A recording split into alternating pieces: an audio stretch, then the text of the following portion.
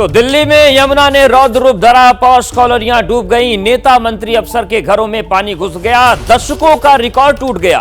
जलस्तर सालों बाद 208 मीटर को पार कर गया। सिर्फ हालात खराब नहीं हुए बल्कि भीषण बाढ़ का कहर भी टूट गया और घर, मकान, दुकान सब पानी में डूब गए। रेस्क्यू ऑपरेशन चलाया गया, राहत शिविर बनाए गए, लेकिन सवाल सीधा सा है कि दिल्ली के डूबने का जिम्मेदार आखिर कौन है। सवाल यह भी है कि हम, आप या कुदरत, किसने दिल्ली को डुबो दिया।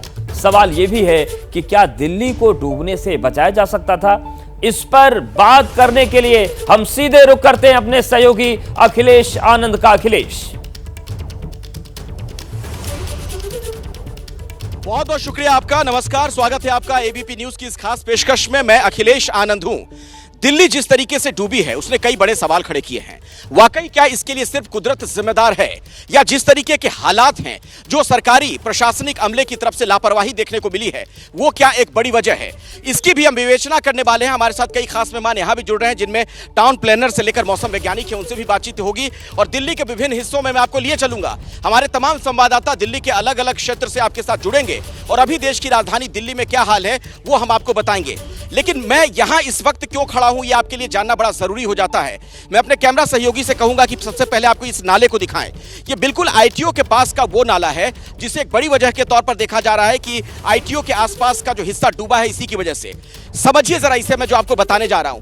ये वहां उस तरफ अगर आप देखें तो यमुना नदी है, सड़क के उस पार ये रिंग रोड है और इसी के नीचे से बताया जाता है कि यमुना नदी का पानी इस नाले के सहारे अंदर शहर में प्रवेश कर गया, यानी बैक मारा है पानी ने।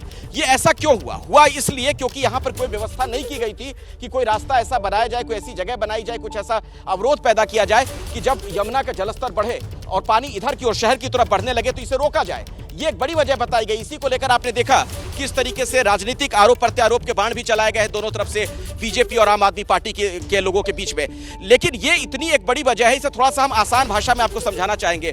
आपसे मेरी बात सर हो रही थी, ये कैसे ये पानी इधर की ओर रुक गया नाले की वजह से और ये सब हुआ। इधर आइए, थोड़ा सा समझाइए थोड़ा दर्शकों को। एक्चुअली क्या है कि जो 4 महीने पहले तैयारी कर देनी चाहिए एज पर एनडीएमए एक्ट एंड पॉलिसी 2009।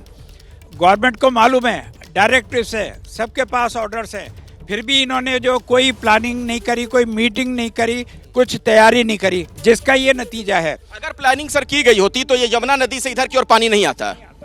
उसके अंदर क्या है कि हम लोग पूरा सिल्टेशन भी करवाते हैं और वहाँ पर बैरिकेड्स, जहाँ हम महसूस करते हैं कि ऐसे पानी कवर होगा, बढ़ेगा, तो वहाँ पर जो है बैरिकेड, टेम्परेरी बैरिकेड्स भी बनाए जाते हैं। यहाँ ये जो पानी बहुत ज्यादा उसमें आया, ये चारों तरफ फैलता चला गया आईटीओ के इलाके में, जो हर तरफ जो जलमग्न हम देख रहे हैं। क्योंकि उसको गहराई नहीं मिली पानी को।